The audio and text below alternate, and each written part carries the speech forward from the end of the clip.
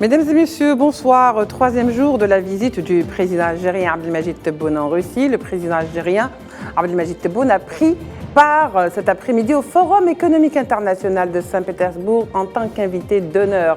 Un forum économique d'une grande envergure. Ce forum, il faut le dire, revêt une importance particulière dans ce sens qu'il réunit près de 17 000 participants venant d'environ 130 pays avec une participation de haut niveau de plusieurs États. Le président algérien, dans sa prise de parole, est revenu sur l'importance d'investir en Algérie et que des opportunités de taille ont été mises en place pour encourager l'investissement en Algérie. D'autres questions ont également été évoquées, notamment la question de la liberté de l'Algérie dans les prises de ses décisions. Une réponse qui a retenti fortement de ce forum. Une réponse que le président a voulu. Une réponse à la polémique qui a suivi sa visite à Moscou. Retour sur ce forum, son importance pour les deux pays, la Russie et l'Algérie.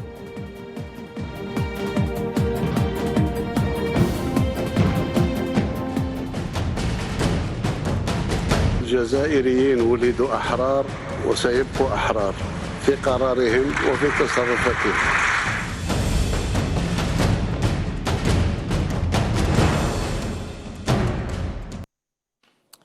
Alors, comme on venait de le dire à l'instant dans notre introduction, ce forum a été également l'occasion, en plus d'être un forum international sur le plan économique, il a également été une tribune politique pour les deux dirigeants russes et algériens.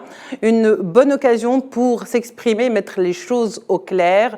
Pour en parler ce soir avec nous, nous aurons le grand bonheur de recevoir respectivement Tawfiq Hamel, qui est analyste, docteur en histoire, spécialiste en histoire militaire.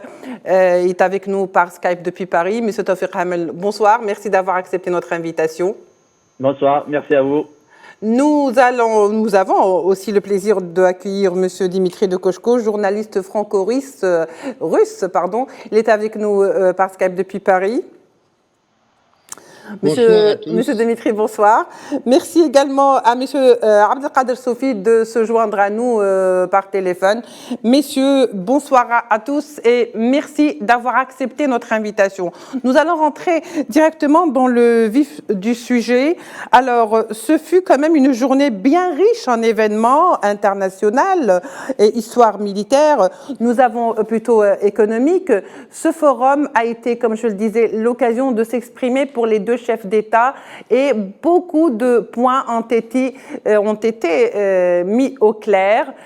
Monsieur Dimitri de Koshko, que pensez-vous justement de cet accueil d'abord qui a été réservé au président algérien durant le premier jour de son entame de la visite et surtout sur le plan économique et on l'a vu durant ce forum? Alors incontestablement, ce qu'on a pu voir, en tout cas, des interventions des deux présidents pendant le forum, le président algérien a été mis à l'honneur. Ça, c'est incontestable. Poutine lui a souvent, a dit beaucoup d'amabilité et à l'égard de l'Algérie et à l'égard du président lui-même. Ce qui est intéressant dans les interventions au niveau économique, c'est que, bien évidemment, après le président Poutine, qui a consacré une partie de son intervention au développement économique et notamment social aussi à l'intérieur de la Russie, il a parlé, bien évidemment, de l'ouverture et surtout de la prolongation de l'ouverture. C'est-à-dire qu'il a souligné le fait qu'on croyait qu'avec les embargos par les Occidentaux de l'économie russe, la Russie allait se refermer sur elle-même. Et il a dit, on a fait tout le contraire. On a fait tout le contraire et en plus, ça nous a aidé à nous débarrasser de ce qu'il appelle, et ce que souvent les économistes appellent, l'aiguille du pétrole et du gaz. C'est-à-dire, en fait, la dépendance unique du pétrole et du gaz. Et alors, ce qui est intéressant, c'est que le président algérien a redit la même chose. C'est-à-dire qu'il a mis en avant les capacités, les possibilités d'investissement en Algérie. Il a mis en évidence la population jeune de son pays.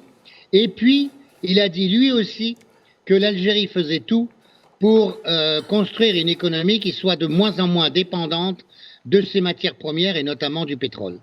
Donc c'est assez intéressant. Les deux, de ce point de vue-là, ont une plateforme commune et ils ont de quoi discuter. Ils ont aussi discuté transport. Et alors ça serait bien que par l'Algérie, on puisse aller vers la Russie. Parce qu'aujourd'hui, comme l'a souligné le président Poutine, en remerciant tout particulièrement le président algérien, il a dit « On sait que de nos jours, c'est pas très facile de venir chez nous. Oui. » Eh bien, allez-y Algériens, aidez les autres aussi à joindre l'Algérie et la Russie. Oui, absolument. Je pense que la question a fait polémique. Nous allons y revenir tout au long de notre émission. Taoufik Hamel, il faut dire que ce forum, comme je le disais, est économique essentiellement, mais bien sûr la politique s'est invitée et s'est invitée en force, puisque le discours des uns et des autres, du président Tebboune ou bien celui du président russe, était très clair et très orienté. Effectivement. Certes, il y a la dimension économique qui a été souvent évoquée par les deux présidents algériens et russes, mais il me semble que la dimension politique est très très importante, ne serait-ce que quand on prend en considération la réponse du président Tebboune que les Algériens sont nés libres et le resteront. Ça dit beaucoup de choses. C'est un message qui est envoyé. C'est un message politique qui est envoyé à des pressions extérieures. De plus en plus récemment, on a reconnu que l'Algérie pas uniquement l'Algérie, la majorité des pays qui n'ont pas soutenu les sanctions occidentales ont subi des pressions de la part des pays occidentaux. Et l'Algérie faisait partie de ces États. Le message était clair que la relation avec la Russie est ancienne et stratégique. Et en même temps, l'Algérie a pris conscience et connaissance des demandes des pays occidentaux, mais cela ne poussera pas l'Algérie à rompre ses relations avec la Russie et encore moins à appliquer des sanctions qui ont été décidées de façon unilatérale, parce que pour l'Algérie, dans la démarche algérienne, il y a toujours cette démarche légaliste. Ça veut dire qu'elle accorde davantage un poids important à l'ONU. Ça veut dire toutes les sanctions qui ne sortent pas de l'ONU, l'Algérie n'adhère pas à ces sanctions. Pour l'Algérie, les sanctions occidentales restent des sanctions unilatérales et n'a pas à les appliquer et n'a pas à les subir. Le message politique était clair. Ensuite, on peut revenir sur la dimension économique. Évidemment, l'Algérie actuellement cherche à diversifier son économie et à sortir de l'économie basée sur le pétrole et les hydrocarbures. À partir de là, elle a besoin d'ouvrir son économie, mettre en place des réformes nécessaires et les expliquer. Mettre ces réformes est important, mais ensuite, il faut les expliquer aux partenaires étrangers. Les partenaires étrangers, ça peut être des États, ça peut être des entreprises internationales. Actuellement, on a certaines multinationales qui ont un chiffre d'affaires beaucoup plus important que celui des États. Évidemment, c'est intéressant d'attirer ces entreprises pour investir en Algérie. Évidemment, il y a des alliés fiables. Dans le cas de la Russie, dans le cadre de l'armement, l'Algérie, même si les achats d'armement de l'Algérie ont baissé de 58% ces dernières années, mais globalement, la Russie reste le premier exportateur d'armes en Algérie avec un pourcentage de 78%. Ensuite, il y a l'Allemagne avec 10% et la France avec 5%. Cela montre à quel point les relations avec la Russie sont très très stratégiques pour l'Algérie, pour sa sécurité. L'Algérie vit dans un contexte régional très très tendu avec une instabilité à son voisinage et a besoin des alliés sur lesquels elle peut compter. Après, sur la dimension économique, moi, il me semble l'une des erreurs qui ont été commises par la Russie, c'est d'adopter vis-à-vis de l'Algérie une approche mercantiliste axée sur le commerce. De mon point de vue, considérant au moins jusqu'à maintenant l'Algérie comme un marché comme est perçu par les Européens. On le verra tout à l'heure, Monsieur Taoufik Hamel. Je me tourne vers vous, Abdelkader Soufi. Alors, mais avant la réponse et la question que je vais vous poser, c'est qu'aujourd'hui, le président Abdelmajid Tebboune a parlé d'un climat très propice d'abord pour les investissements, mais sur le plan économique et surtout sur toutes les dispositions que l'Algérie a prises justement pour permettre et pour devenir une destination alléchante sur le plan économique et de l'investissement. Nous allons d'abord écoutez le président de la République, Abdelmajid Tebboune, et on revient vers vous, monsieur Abdelkader Soufi. تشهد الجزائر مرحلة مهمة في مسيرتها التنموية الشاملة من خلال استراتيجياتها الوطنية، حيث أصبحت حاليا وجهة للاستثمار واعد بفضل الإصلاحات المحورية التي جسدتها الحكومة والتحفيزات العديدة التي كرست مناخا محفزا للمتعاملين اقتصاديا في بلد عازم على تنفيذ خطة استثمارية طموحة في السنوات المقبلة، لا سيما في مجالات الطاقة والبنية التحتية والفلاحة والمنتجات الصيدلانية والصناعات المختلفة، بما فيها الصناعات الغذائية والتحويلية. فالجزائر ستعمل على زيادة الاستثمار في الطاقة الخضراء وكل المجالات التي من شأنها الإسهام في الحفاظ على البيئة ومكافحة التغيير المناخي. وبهذا الصدد أؤكد أن المجال مفتوح أمام المتعاملين الاقتصاديين الذين يمكنهم الاعتماد على دعم الحكومة الجزائرية. Alors, Abdelkader Soufi, comme je le disais, donc tout est fait pour justement accueillir dans les bonnes formes les investisseurs qui voudraient bien sûr construire en Algérie. C'est vrai, et moi je pense que ce forum vient à point nommé, du moment que beaucoup de similitudes dans les visions des deux États se sont, j'allais dire,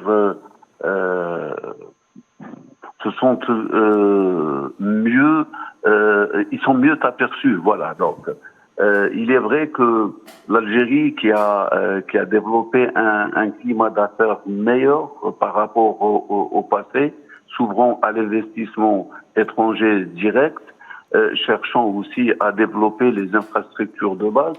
La Russie elle-même, qui de la dépendance énergétique avec l'ensemble des sanctions qui lui ont été imposées, a cherché une nouvelle forme de développement économique. Je pense que les deux pays ont une vision commune. Ce forum explique un peu les deux visions, mais surtout montre à quel point il y a une possibilité de faire développer un partenariat exceptionnel, stratégique, mais surtout profond, qui va au-delà du commerce habituel. L'Algérie était éventuellement habituée à avoir plus une dépendance de la marchandise européenne et aussi peut-être dans son partenariat avec la Russie qui était pratiquement restreint à un domaine ou à deux domaines près. Je crois que les deux États ont cette possibilité de mieux asseoir leur position de pivot, leur position d'émergence, mais surtout donner de nouvelles lettres de noblesse à leur partenariat. Les deux chefs d'État, je crois qu'ils se sont exprimés clairement et on a vu qu'il y a ces possibilités de développement au-delà de la défense, donc dans la position diplomatique internationale, dans le développement durable, mais aussi cette possibilité d'investir dans la recherche scientifique, dans l'infrastructure de base et industrielle, dans le domaine de l'agriculture et dans d'autres domaines qui sont très favorables au développement des relations d'abord des deux États, mais surtout de maintenir une souveraineté politique sur la scène internationale. Très bien, Abdelkader Soufi. Alors, je rappelle quand même que le président algérien Abdelmajid Tebboune, lors de ce forum, avait remercié, je cite, la Russie d'avoir joué ou d'avoir bien voulu jouer et remplir son rôle de stabilisateur de l'économie mondiale, notamment en ce qui concerne le prix des hydrocarbures et de la disponibilité des céréales. On va d'abord écouter, je vous le propose, messieurs, le président russe Vladimir Poutine et on continue notre débat. Nous avons choisi le processus du libre marché en ce qui concerne le monde des affaires et le temps nous a donné raison. Il y a un facteur nouveau très encourageant, à savoir le remplacement des multinationales étrangères qui ont choisi de quitter la Russie et qui ont cédé aux pressions des élites politiques. Vous le savez tous, nous ne chassons personne de notre économie. Au contraire, nous avons voulu travailler sur les inconvénients, avantages et répercussions au niveau de leurs partenaires russes. Chacun de nos partenaires étrangers avait le choix. Dimitri de Koshko, je reviens vers vous. Il faut dire que, effectivement, en dépit de ce qu'on pourrait appeler cette crise ukrainienne, il y a eu beaucoup d'appels ou de raisons dans la politique qui a été jusque-là entreprise par Poutine. Et on l'a vu dans le fait de tempérer beaucoup d'ardeur, y compris quand il y avait la crise des céréales et bien sûr la crise énergétique. Alors, ce à quoi il fait allusion, c'est évidemment au départ de nombreuses entreprises occidentales qui ont quitté l'Europe, la Russie, qui ont quitté la Russie sur pression politique épouvantable contre leurs propres intérêts. Pour ce qui est des Français, par exemple, Renault a perdu la première place qu'elle avait sur le marché automobile russe et elle est allègrement remplacée aujourd'hui par les Chinois. Le comble a souvent été que certaines des entreprises européennes de l'Ouest, en partant sous pression, ont laissé la place, en fait, à des prête-noms d'entreprises américaines et d'investisseurs américains. Enfin, c'est malheureusement le sort de l'Union européenne et de l'Europe occidentale dans toute cette affaire. Et c'est justement la soumission des pays a été soulevée par les deux présidents qui ont tous les deux souligné la volonté d'indépendance et de liberté de choix en dehors d'une hégémonie quelle qu'elle soit. Alors effectivement, le président Tebboune a souligné le rôle de la Russie dans le marché céréalier et a remercié la Russie pour la fourniture de céréales aux pays pauvres. Alors l'ennui, c'est que l'accord céréalier, comme vous le savez, avec l'Ukraine sous l'égide en fait du président Erdogan de Turquie, a peu de chances d'être prolongé parce qu'évidemment, les Occidentaux, là encore, ont voulu rouler la Russie et cet accord céréalier prévoyait la fourniture de céréales ukrainiennes, mais russes aussi, aux pays les plus pauvres. Toutes les céréales ukrainiennes, ou presque, ont été vendues aux pays riches. Et il n'y a que 3% qui sont allés vers les pays pauvres. De plus, les céréales russes et les engrais ne peuvent pas être livrés parce que les Occidentaux refusent d'assurer les bateaux et refusent quelquefois d'accepter des bateaux russes ou les bateaux qu'on transporterait des céréales russes dans la mesure où ils ne sont pas assurés. Ça fait partie malheureusement de la conduite des Occidentaux, ce qui fait évidemment que toute confiance pour tout arrangement diplomatique est complètement remis en cause, mais y compris pour cet accord céréalier. Donc les Russes parlent aujourd'hui de le remettre en cause puisqu'il ne fonctionne pas. Je pense qu'il y aura de toute façon des accords bilatéraux qui, eux, permettront la fourniture des céréales et des engrais, mais au niveau international, l'accord céréalier, lui, va sans doute être dénoncé par la Russie. Et il faut bien dire qu'à l'intérieur de la Russie, car contrairement à ce qu'on dit, ce n'est pas une dictature impitoyable, il y a beaucoup de voix qui s'élèvent pour ne pas reconduire cet accord céréalier. Alors, entre les deux pays, c'est pas seulement une histoire donc de politique, ni encore moins de vente d'armes, de coopération militaire, si vous souhaitez, mais c'est également, M. Tawfiq Hamel, une histoire d'investissement. Et il semblerait que selon le discours ou la prise de parole du président algérien, il semblerait qu'il y ait quand même une envie de construire et d'aller plus loin sur d'autres domaines. Donc, la preuve de cela, c'est l'appel qui a été fait aux investisseurs russes à qui ils demandent donc de bien vouloir venir explorer justement le marché algérien qui apparemment présente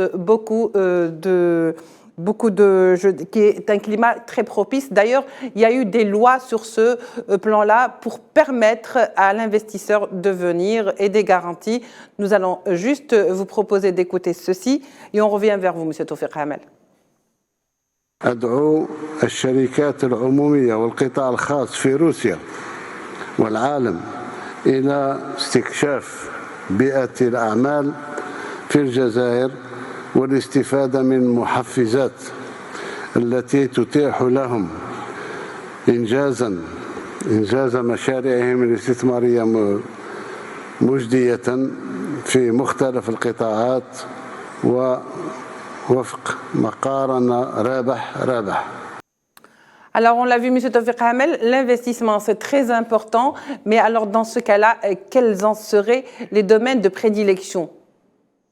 Effectivement, le dernier discours du président Tebboune a déclaré clairement que cette année, les exportations de l'Algérie en dehors des hydrocarbures ont atteint 7 milliards. Et l'objectif, c'est de doubler ce chiffre d'ici l'année prochaine. À partir de là, ça veut dire que l'Algérie a besoin d'autres investissements justement pour améliorer la productivité et la compétitivité de l'Algérie. Dans son discours, le président Tebboune en tout cas, ce qu'il cherche pour attirer les autres investissements, il faut leur expliquer la situation économique de l'Algérie parce que souvent on a tendance à présenter on a une mauvaise image de l'Algérie et justement c'est le rôle du président et des institutions de l'État de montrer justement les opportunités que les acteurs économiques, que ce soit des États, que ce soit des acteurs privés, peuvent tirer de leur investissement en Algérie. Le plus souvent les investisseurs cherchent la sécurité et la rentabilité. Au niveau de la sécurité, l'Algérie présente une certaine stabilité et sécurité. Ensuite, il y a la question de la sécurité. À travers son discours, le président Tebboune présente une certaine sécurité juridique qui est présentée aux investisseurs. Dans le cadre de son discours, elle s'adresse aux partenaires russes. C'est intéressant de voir ça. Tout à l'heure, votre invité a bien expliqué la situation de la Russie actuellement. Depuis les années 90, on parle de la mondialisation, sauf que les sanctions et le fait que des entreprises privées ont quitté la Russie montrent à quel point ce qu'on appelle la mondialisation, au fond, est un projet politique. Ça veut dire que globalement, rien qui prouve que l'Algérie ne peut pas se retrouver un jour dans la même situation, qui va subir des sanctions parce qu'elle exprime un point de vue politique qui est différent et on peut imposer des sanctions. Ce qui peut pousser des entreprises étrangères à quitter l'Algérie. À partir de là, l'Algérie a intérêt justement à attirer des investisseurs fiables avec lesquels l'Algérie a des relations en tout cas très solides, ce qui permet à l'Algérie d'avoir une certaine prévisibilité à long terme. Ensuite, concernant les domaines dans lesquels l'Algérie a investi. Et le domaine spatial, les relations dans le domaine en tout cas, ont connu des progrès ces dernières années. Ensuite, il y a le domaine de l'agriculture. L'Algérie, au moins depuis le Covid-19, cherche à améliorer sa sécurité alimentaire. Et dans le cas de la Russie peut apporter son expertise technique. Et dans le domaine des petites entreprises, la Russie peut apporter sa contribution. Et avec d'autres accords, on a évoqué la question dans le domaine juridique et la lutte contre le terrorisme et la criminalité. Même si ce domaine n'a pas une relation directe avec l'économie, mais c'est important. Pour investir, il faut la sécurité. Ça veut dire à partir de là, l'Algérie a besoin de montrer que c'est un pays sûr qui est capable de défendre les intérêts des étrangers, ce qui fait de l'Algérie un État compétitif et qui peut attirer les investisseurs étrangers. Très bien. Alors, je reviens vers vous, Abdelkader Soufi. Abdelkader Soufi, la question de la dette a également été évoquée. Il semblerait que le discours qui soit donné dans ce forum s'adresse également à tous les pays qui seraient intéressés. Et pour ce faire, le président de la République a parlé de cette dette algérienne et que l'Algérie est l'un des pays, parmi les rares pays africains, à avoir donc soldé ses dettes. Abdelkader Soufi, votre commentaire? Abdelkader Soufi, vous êtes toujours là? Oui, je suis là. Alors, je parlais de la dette aujourd'hui dont le président qui a été évoqué par le président. Il disait que justement l'Algérie était l'un des rares pays africains à avoir soldé ses dettes, ce qui constitue un terreau réellement pour les investissements. Oui, au fait, au-delà de ce discours, il faut entendre par là la fiabilité de la destination algérienne que exposait le président Abdelmajid Tebboune. Ensuite, le parterre présent, il y avait effectivement le partenaire russe, mais aussi il y avait d'autres partenaires internationaux. Je crois que il faut lire ce discours doublement. D'abord, dans le cadre du partenariat bilatéral entre la Russie et l'Algérie, mais aussi multilatéral avec l'ensemble des partenaires présents. Et à travers cela, je crois que le climat d'affaires qui a été celui de l'Algérie aujourd'hui est complètement différent d'autrefois, ce qui induit un investissement direct, fiable et possible. Ensuite, la destination algérienne explique que l'investissement n'a pas peur. Nous savons que le climat est important pour les différentes possibilités d'investir ou pas dans un pays. Ensuite, donc sur le plan... Brièvement, Monsieur Sofi. Oui. Allez-y, mais brièvement, oui. Ensuite, par rapport à ce partenariat économique que peuvent avoir les deux pays, c'est surtout le transfert technologique et le savoir nucléaire civil que peut représenter donc une base solide dans le partenariat. Merci beaucoup, Monsieur Sofi. Désolé de vous interrompre. Mais nous sommes vraiment pris par le temps. Merci beaucoup, Monsieur Sofi. En tous les cas, je vous assure que l'idée est parvenue. Je rappelle brièvement qui était avec nous, donc plutôt avec nous, Monsieur Abdelkader Soufi, analyste des questions internationales, Dimitri de Kochko, journaliste franco-russe, et Tawfiq Hamel, docteur en histoire, spécialiste en histoire militaire. Messieurs, merci de nous avoir prêté attention. On se retrouve demain pour un nouveau numéro.